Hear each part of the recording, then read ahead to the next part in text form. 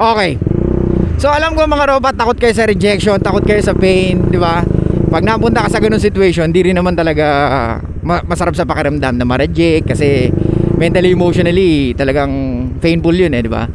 Pero ito lang masasabi ko sa inyo, Ropa, yung brain nyo, once na laging nasa pain, tinuturuan kayong maka-adapt.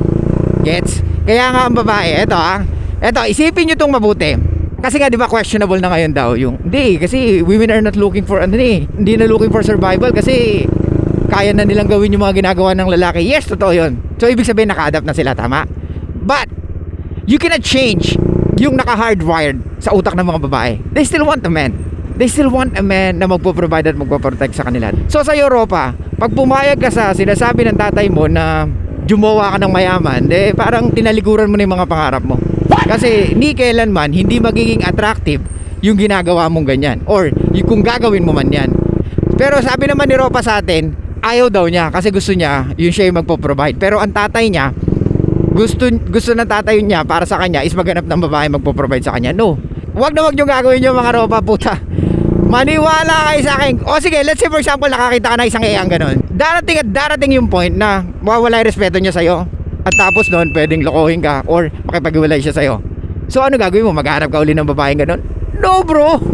It's easy to find a woman pag alam nila na meron ka na po-provide kesa ikaw yung bibigyan ng provision at protection. Kasi malaking kagaguhan yon. Ngayon, kung ganun ang hanap mong babae na magpo-provide at magpo-protect sa'yo, puta, galingan mong umungol. Dapat ikaw yung mas maingay ang ungol. Di ba? Brad, yung gawain kasi ng mga babae ginagawa ng mga lalaki ngayon nakakainis Kaya nga tamo, packed up ang relationship walang dynamic, di ba? Wala yung polarity na sinasabi ko.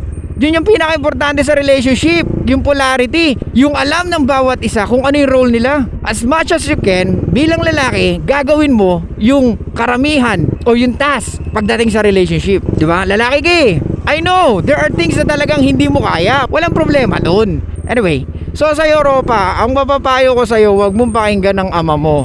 Dahil ang ama mo, siguro hanggang ngayon, hindi niya alam kung ano ang tamang gagawin para ma-attract mo yung EA. Kung ganyan magpayo ang ama mo, I'm wondering kung paano mag-isip ang mama mo sa kanya.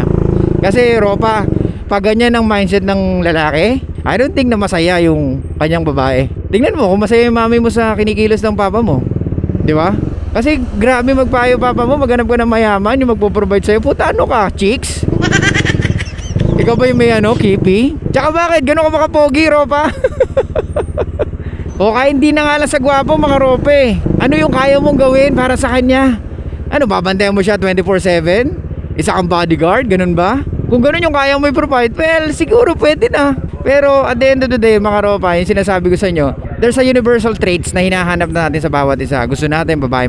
Kaya nga, we are more attracted to women na malaki yung balakang, malaki yung hips, malaki yung boobs, di ba? Yun ang pagiging masculine di ba? Yun yung tinatawag natin universal attraction na hindi mo kailanman mababago kasi naka-hardwire sa utak natin yun at hindi mo mababago yun. Same thing to women. Hindi nila mababago kung ano yung gusto nila sa lalaki or kung ano yung mas matimbang na gusto nila sa isang lalaki or sa hinahanap nila sa mga lalaki. Kasi mga Ropa, kahit gano'n man ka-successful ang isang babae, sinasabotahin niya lang yung future relationship niya or yung relationship niya na maging maayos. Kasi Ropa, ganito pag ang babae ginawa mong leader ng relasyon dahil siya yung nagpo-provide sa'yo, don't expect na she will be more feminine or mas magiging babae siya. No, karamihan na babae gusto niya lang maging starfish, yung hanggat maaari wala siyang gagawin. Kumbaga receive lang ng receive. Ang babae extractor by nature. They are natural pullers, di ba? They want to get more. What is it for me? Di ba? Kaya nga they are more attracted sa mga lalaki na hindi binibigay ang lahat. Kasi pag binigay mo ang lahat, nawawalan sila ng gana. So the more na nabibitin sila, I want more. So the more na naka-anchor yung emotions niya sa'yo or sa mga ginagawa mo. Kaya nga huwag kayong magtaka mga Ropa kung bakit nawawalan ng gana ang EA sa inyo. Let's say after 3 months, okay naman kayo. Tapos nagulat ka, dumadalang na yung pagme-message niya kasi nga binigay mo na lahat sa kanya. Attention niya, parang iniisip niya, wala naman pala akong katunggali dito sa lalaki na to. Wala naman pala tong ibang kausap. Well, I'm not saying na kailangan mong kumausap. What I'm trying to say here is, yung attention na binibigay mo, hindi niya na na-earn, binibigay mo na lang. So yun ang akala natin na mas attractive sa mga kababaihan. No, it's not. Ulitin ko, di baling wala kang ibang ina-approach na EA or kausap na EA. Ang pinaka-importante is meron kang ginagawa at hindi mo binubuhos lahat ng oras mo sa kanya. Dahil mas doon nabubuo ang kanyang pagtingin sa'yo or mas lumalalim ang pagtingin niya sa'yo. Yun yung sinasabi natin na absence, heart, grow, ponder. Diba? So mas nade-develop yung emotions niya or yung feelings niya for you. Kaya nga, ang lalaki nai-inlove pag madalas niya kasama ang babae. Ang babae mas nai-inlove pag hindi niya madalas kasama ang lalaki. Gets? Okay, sa'yo, Ropa. Ang pinaka the best, like I said, wag mo sundin ng tatay mo, gawin mo yung gusto mo. Okay? Kailangan mong pagsumikapan lahat ng bagay dahil hindi lahat ng bagay ibibigay sa atin. Tayo ay lalaki, tayo ang magpo-provide at magpo-protect at hindi kailanman ibibigay sa atin yung mga bagay na hindi natin pinaghirapan. There's no such thing as free. Okay? Kahit anak ka ng senador, kahit anak ka ng congressman, wala akong pakialam. Mas believe sa iyo ang tao kung na-earn mo sa sarili mo, hindi yung minana mo. Dahil ang tao lagi nga hanap at hahanap ng questionable things or hahanap at hahanap ng mali sa'yo. For example, kaya lang naman mayaman yan kasi mayaman tatay nila di ba? Ganun na tao Hindi ba mas masarap sa pakiramdam na na-achieve mo yung mga bagay na pinapangarap mo dahil pinaghirapan mo at hindi mo minana sa pamilya mo? I'm not saying na, ay sabi ni Sublado, sige, alis na muna ako sa pamilya ko, magsusumikap ako. Hindi ganon, Brad. It's good to know na galing ka sa maayos na pamilya. So, ibig sabihin, ilang step na lang, papunta ka na dun sa gusto mo. Or pwedeng makapunta ka na dun sa gusto mo. Diba? Kasi, yung iba, talagang galing sa pinakamababa. Ikaw, kahit pa paano, nakailang step ka na dahil sa magulang mo, then, all you need to do is pagyamanin pa yon at bigyan mo pa ng meaning yung ginagawa ng pamilya mo. Dahil at the end of the day, sabi ko nga, wala namang ibang papamanahan ng pamilya mo kundi yung anak nila. 'Di ba? So yun, Ropa, yun ang pinaka the best. Magsumikap ka, especially the way you live your life. Okay? Tandaan mo, ikaw ang magiging ama ng pamilya mo. Hindi pwede na ang babae ang magpo-provide at magpo-protekta sa'yo. Isang malaking kahinaan na iaasa mo sa babae mo ang iyong mga pangangailangan. Naunawaan nyo ba?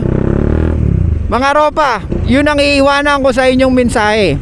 Isang malaking kahinaan bilang lalaki na iaasa mo sa babae ang iyong pangangailangan. Lalaki ka, may bayag ka. So, umasta ka na may bayag ka at kumilos ka na may bayag ka.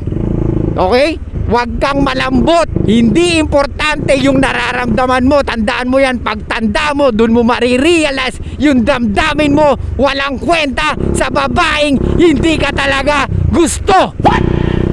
At kahit gusto ka ng babae, hindi rin importante sa kanila kung anong maramdaman mo. Dahil lang importante sa kanila yung utility o yung mga bagay na kaya mong ibigay.